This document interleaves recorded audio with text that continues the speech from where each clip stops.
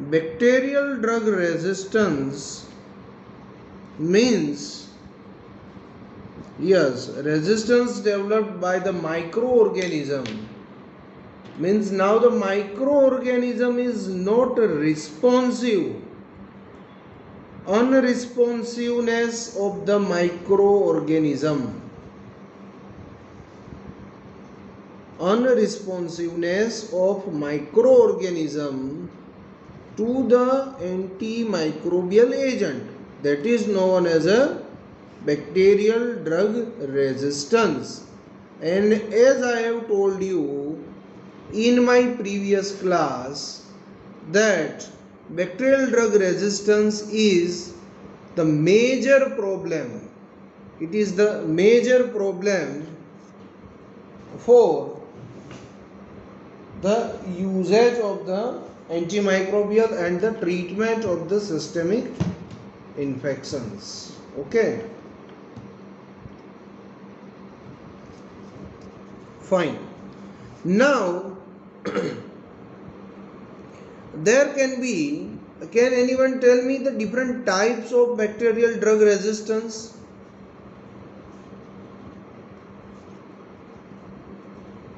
One thing is that you already know that these antimicrobial agent is unresponsive, these microorganisms are not responsive to this particular antimicrobial agent. Okay.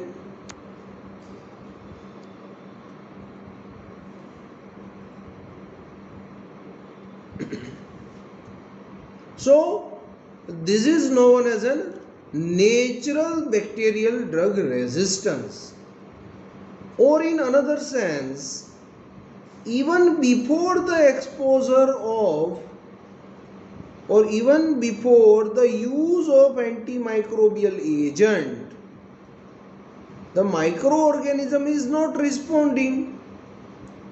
Okay, but it is very well known, and that's why it will not poses a significant problem. Okay, because you know that, say for example, the penicillin G, it is not effective against the gram negative organism. Okay, so you will not use the penicillin for gram negative infection. At the same time, that aminoglycoside antibiotics, they are not effective against the anaerobes. Anaerobes means the organism that don't require the oxygen for their growth. And the metronidazole, it is effective only against anaerobic organism, so it is not effective against aerobes. So what I want to convey is, in case of a natural resistance, even before the use of the antimicrobial agent, the resistance is developed, it is well known, so it is not a problem. But there is another type of the resistance which is known as an acquired resistance.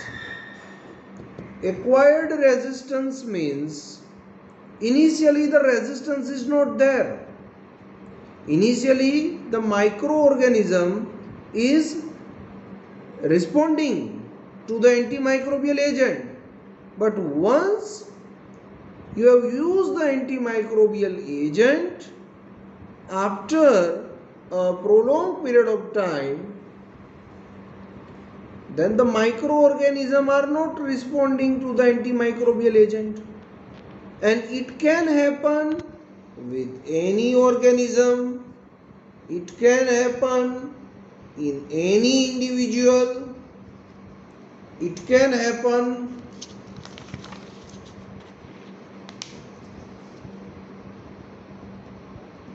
with any drug, and unfortunately it can happen at any time. So it will be very difficult to judge that whether a person will be responding to a particular antimicrobial agent or not. Okay, but one thing is very sure, that the drug resistance is antimicrobial drug resistance. It is related with the, or it is proportionate to the duration of exposure to the antimicrobial agent.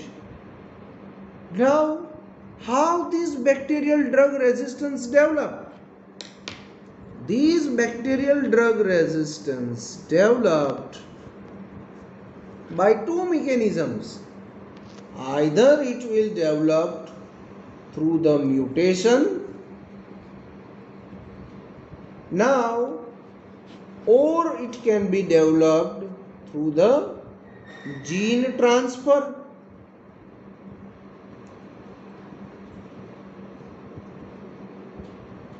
You can easily understand from this term what is gene transfer. Okay,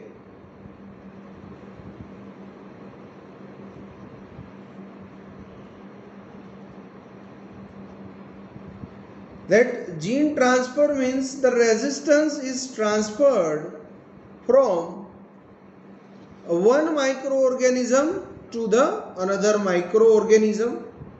Fine, but what is about the mutation? Mutation means it is an spontaneous, it is a very spontaneous, it can occur at any time, spontaneous, heritable,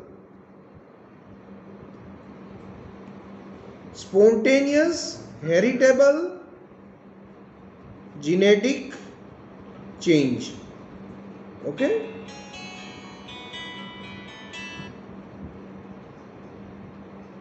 and I think it is better if I just speak right now, and later on I will show you or I will share the uh, slides for it. Okay, so these mutation can be of two types, whether it is a single step mutation or it is a multi-step mutation. Single step means a single chromosomal change. Single chromosomal change will lead to the development of resistance.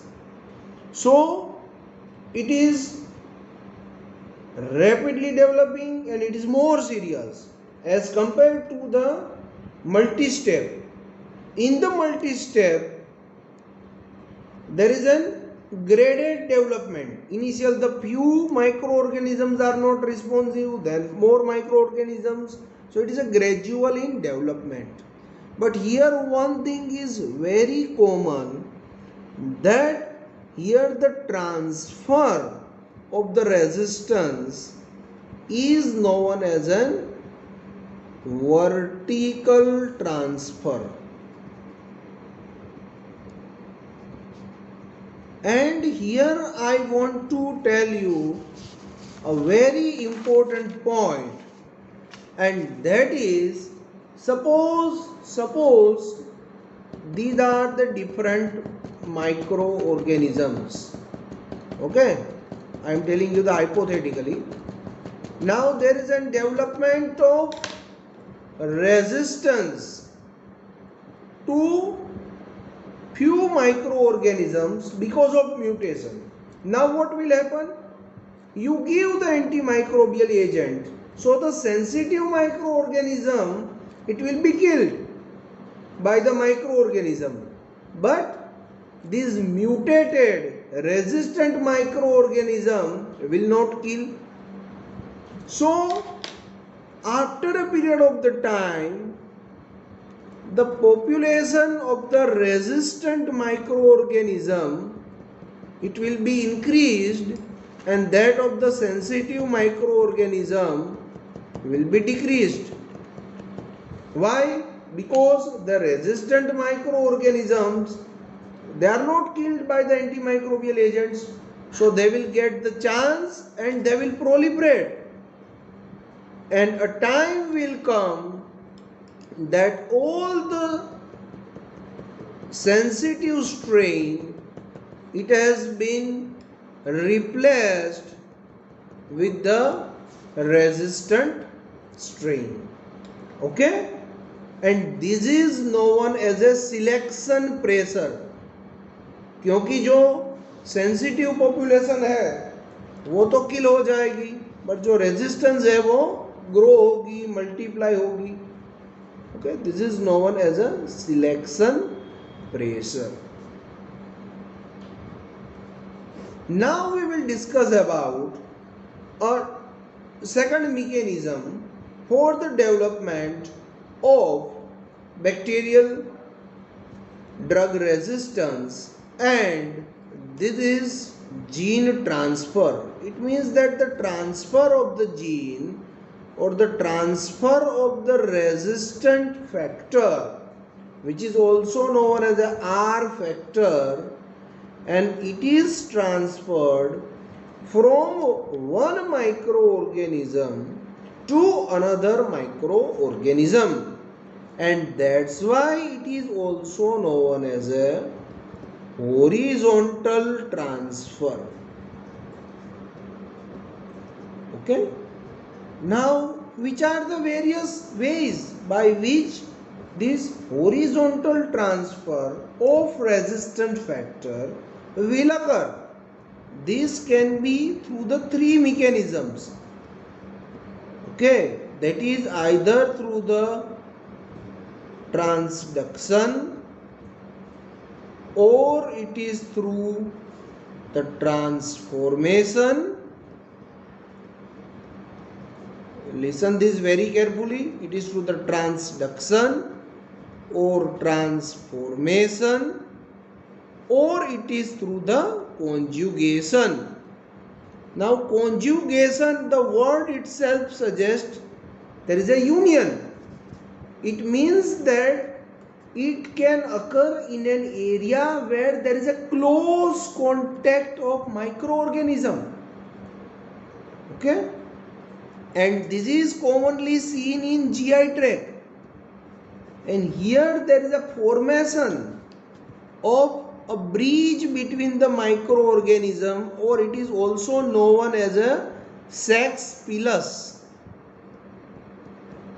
and through which the resistant factor transfer from one microorganism to another microorganism.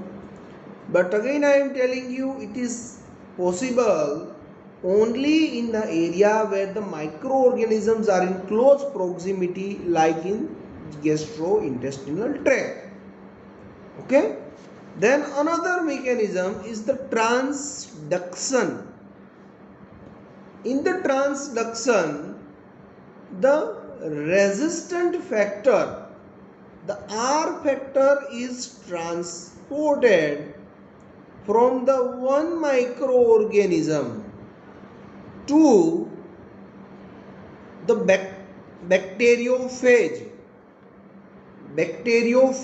Now these bacteriophage, it will transfer these resistant factor to the another microorganism. So previously the one microorganism which is resistant, because it carries the resistant vector, through the bacteriophage is transferred to the another microorganism, and then again it will become resistant.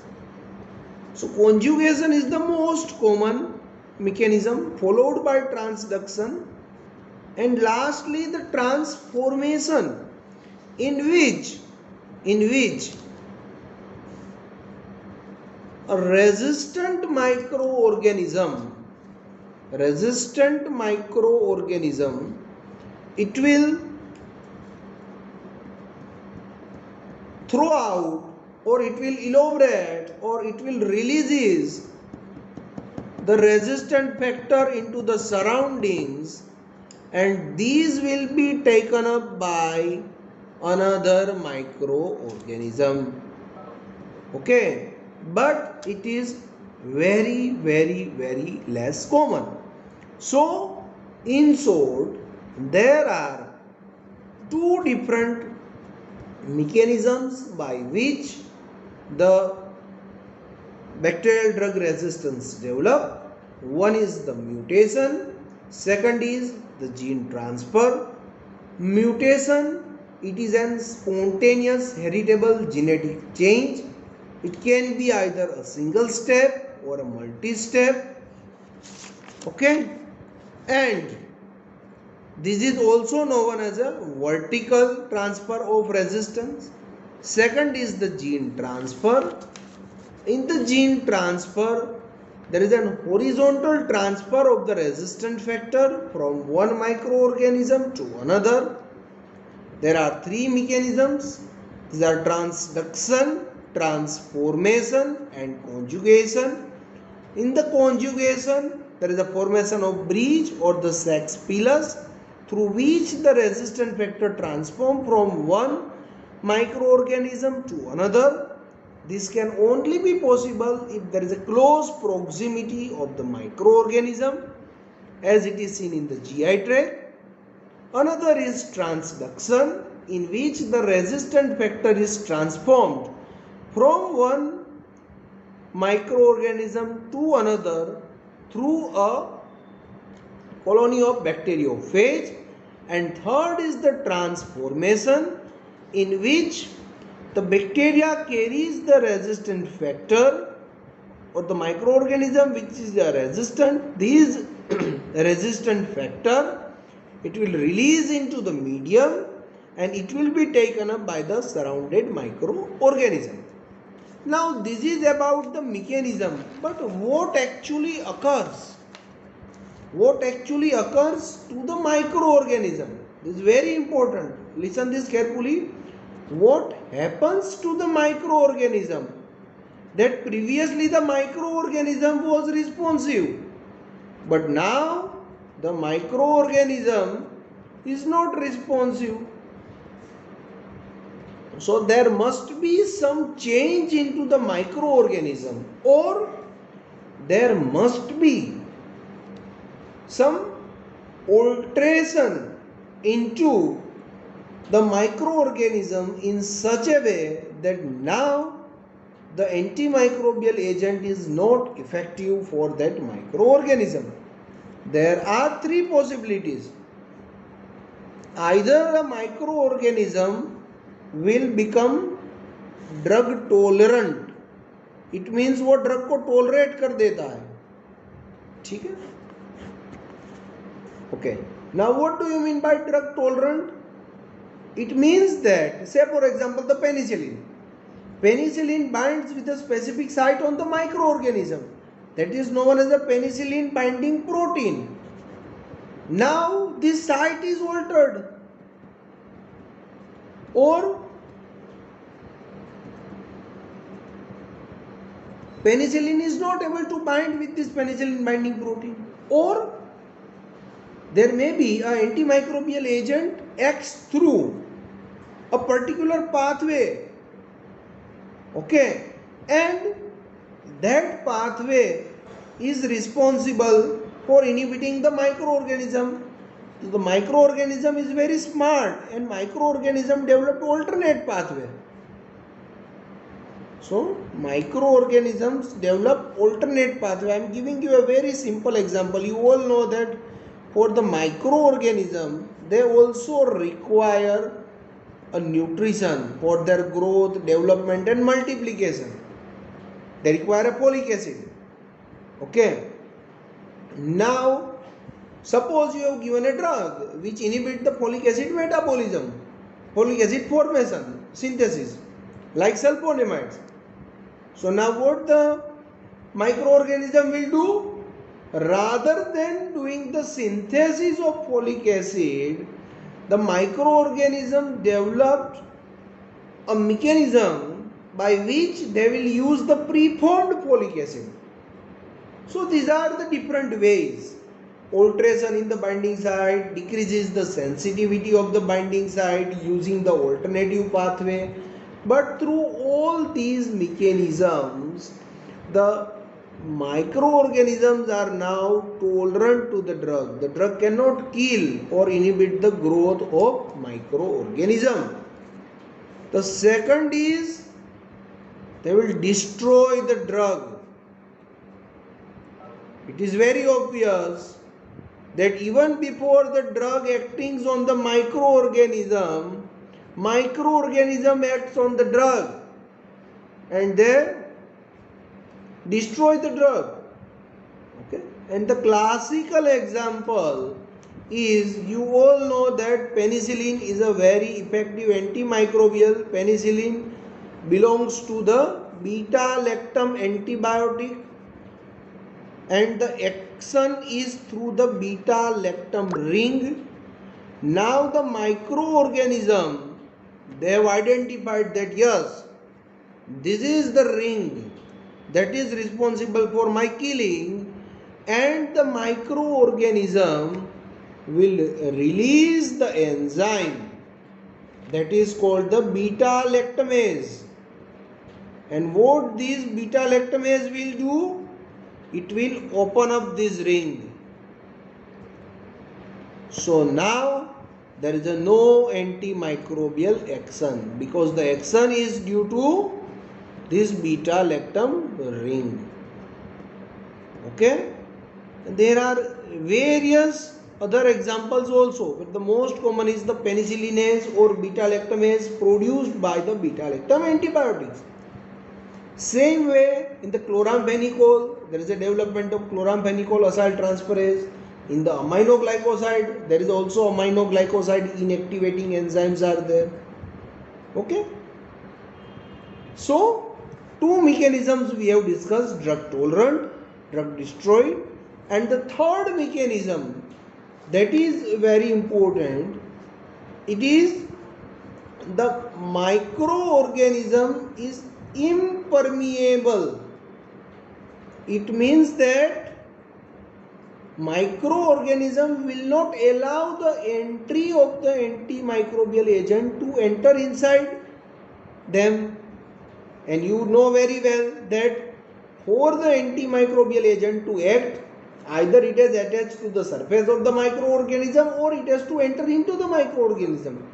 But microorganism develop some characteristics in which now the bacteria or the other viruses, they cannot enter into the microorganism, or suppose they enter, so entry is inhibited, and suppose they enter, then microorganism develop some pump in through which they will kick out the entered antibacterial agent. Okay, so there are three different mechanisms, three different alterations. Either they become drug tolerant, or they become drug destroyer, or they're impermeable to the antimicrobial agents.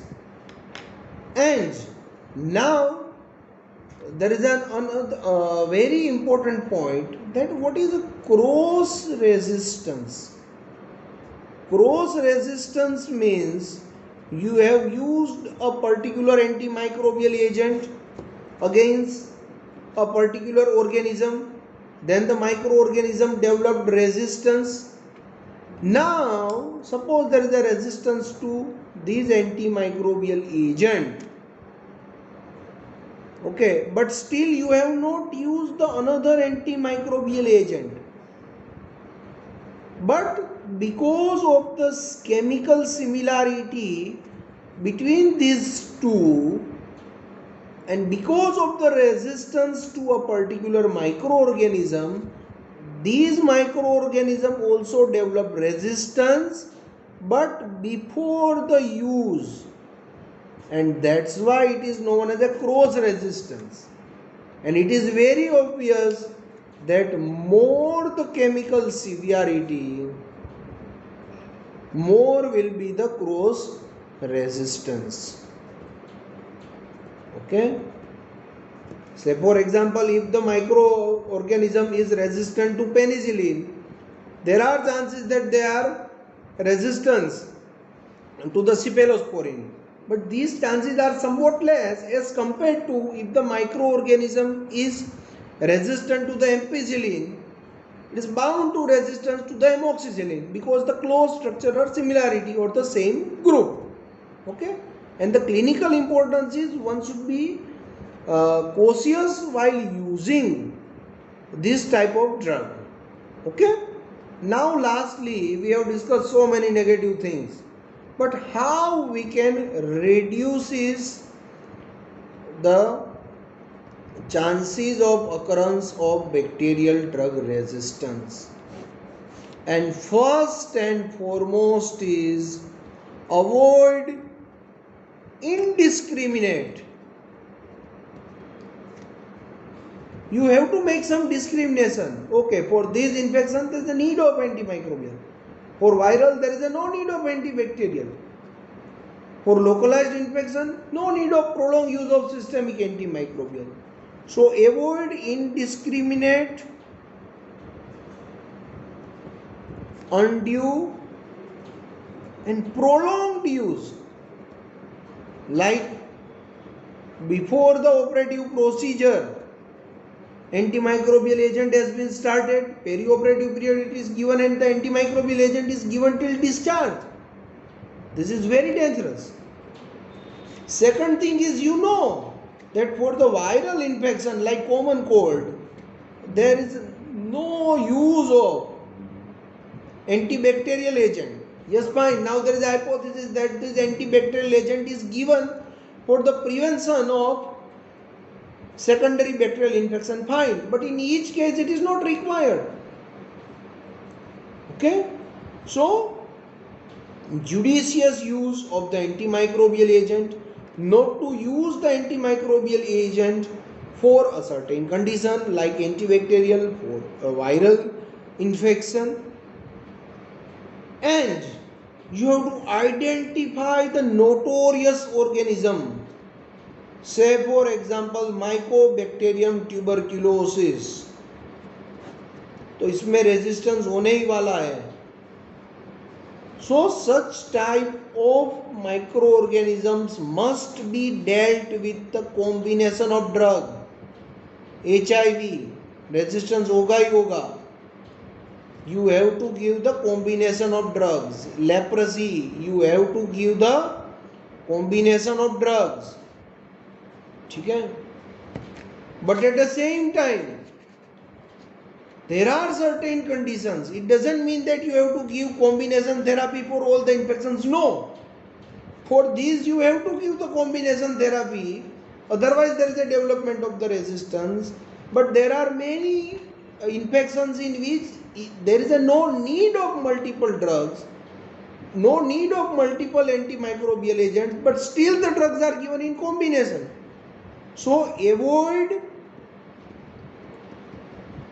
multiple use of, or avoid the multiple use of antimicrobial in all the conditions or in all the infections. Okay, so this is all about bacterial drug resistance.